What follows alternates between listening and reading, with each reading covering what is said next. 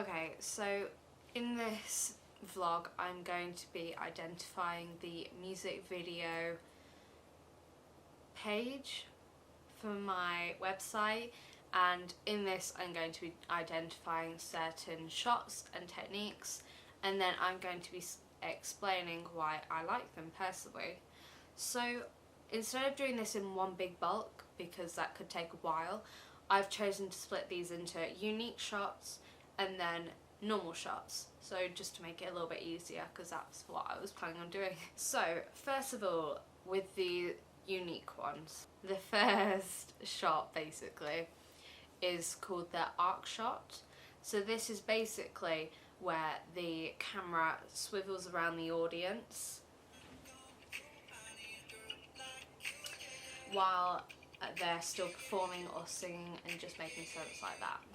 The reason why I really like this shot is because it makes it seem as though the camera isn't really there, and that it could just be the audience walking around and viewing and just being a little bit more natural. What's really clever is the fact that when you think about it, it must be like a track or something, but when it's facing one way, you can't see anything on the floor the other side, even if you can see the floor, which is pretty clever, I'm not gonna lie. So that's the reason why I like that. I also think that it's quite a good way of doing this whole singing shot, and it will just keep the movement flowing throughout the video, especially if there is a lot of action happening and then you go to the single spotlight or whatever and they're just singing. It might make it a little bit more interesting. Next is the bridge shot. So basically, I'm not sure how I would incorporate this unless I was doing some sort of travel idea or something like that, because it basically involves doing or using an imaginative object to get from place A to B. So I found a good example in Indiana Jones, where obviously I couldn't find one in a music video, so I'm not sure if it is a good idea or not.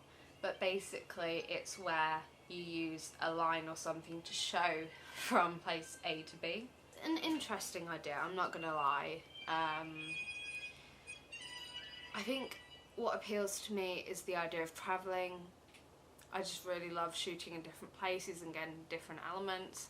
Like, I already know that although we are in Hong Kong, I still want to get some very countryside shots, if you know what I mean, so make it less city-like, even if that involves getting some shots in the UK, or if I have to go more rural in Hong Kong, I still want to get those more natural shots.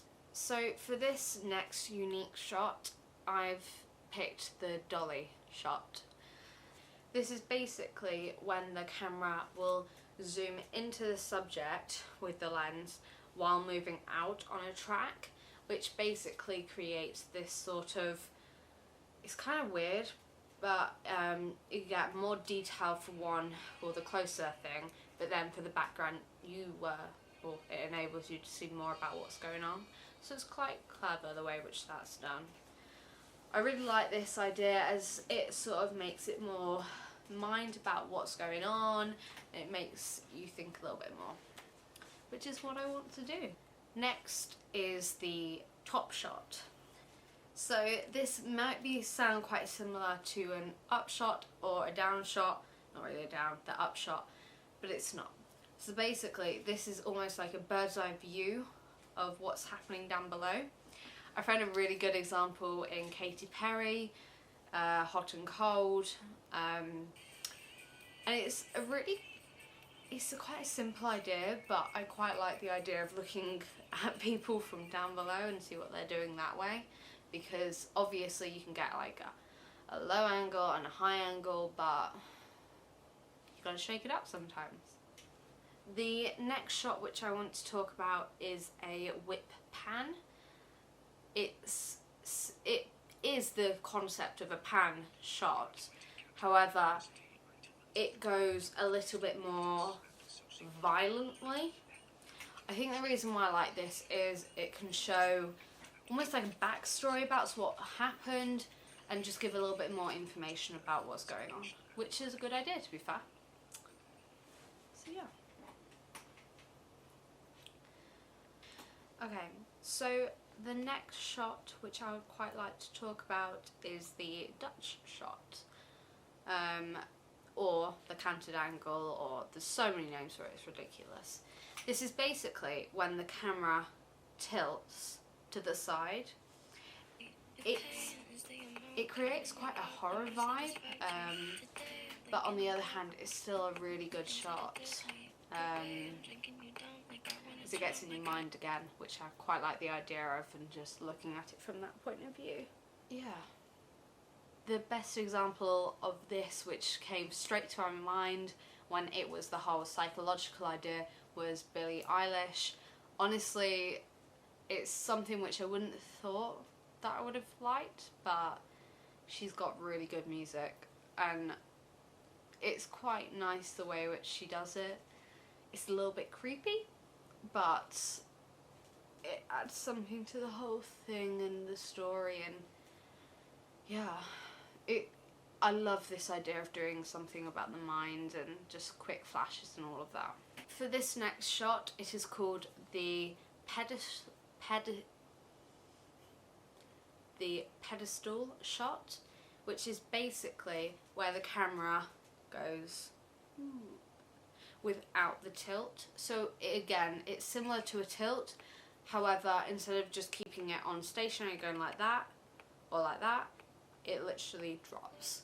So although it sounds quite a simple shot, I think that it would be a really good idea, especially if you want to show underneath something, or what somebody else is doing in a different like floor. I feel as though you could play around with it quite a lot, and yeah, I like that idea.